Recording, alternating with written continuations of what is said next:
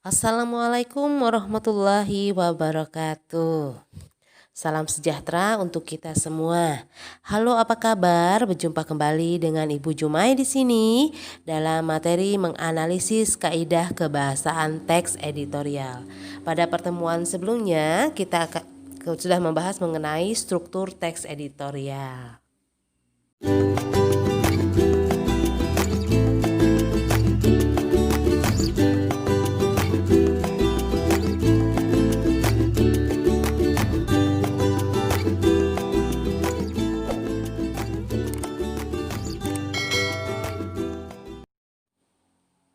Pada struktur teks editorial terdapat 3 yang harus dipahami, yaitu pengenalan isu, penyampaian pendapat atau argumen, dan penegasan.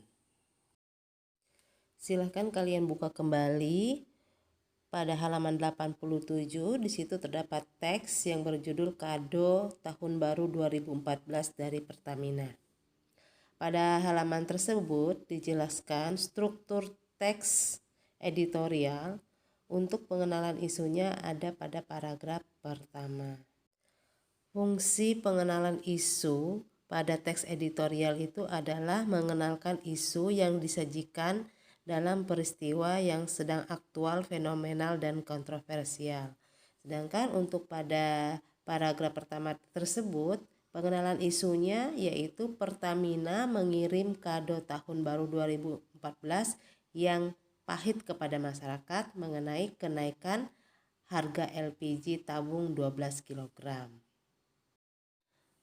Kemudian untuk penyampaian pendapat atau argumen itu berada pada paragraf 2, 3, 4, 5, dan 6. Dan untuk struktur teks bagian penegasan ada pada paragraf ke-7.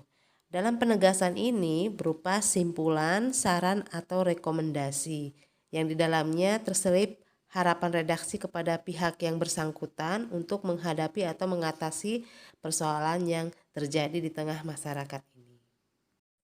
Berikutnya menganalisis kaidah kebahasan teks editorial. Untuk kaidah kebahasan teks editorial, di sini ada 4 yang harus diperhatikan, yaitu penggunaan kalimat retoris, kemudian menggunakan kata-kata populer, menggunakan kata ganti penunjuk, dan banyaknya penggunaan konjungsi kausalitas. Seperti apa? Kita lihat berikut penjelasannya. Penggunaan kalimat retoris. Kalimat retoris itu adalah kalimat pertanyaan yang tidak memerlukan jawaban.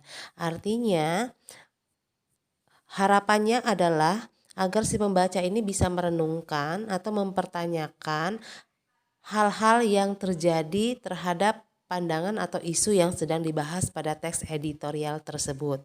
Contohnya saja pada kado tahun baru 2014 dari Pertamina. Di situ ada pertanyaan retoris.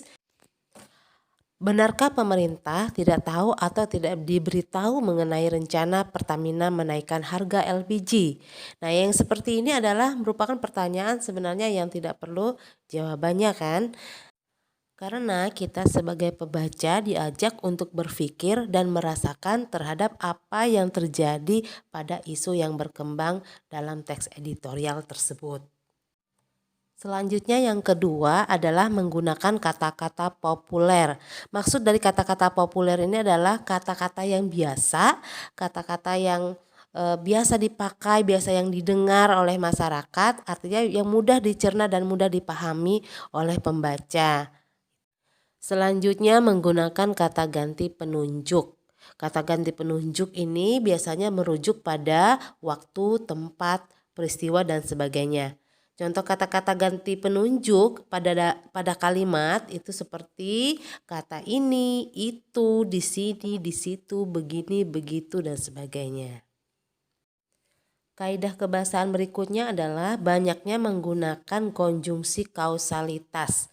Kausalitas ini seperti kata sebab, karena, sebab, oleh sebab itu, oleh karena itu, dan sejenisnya ya.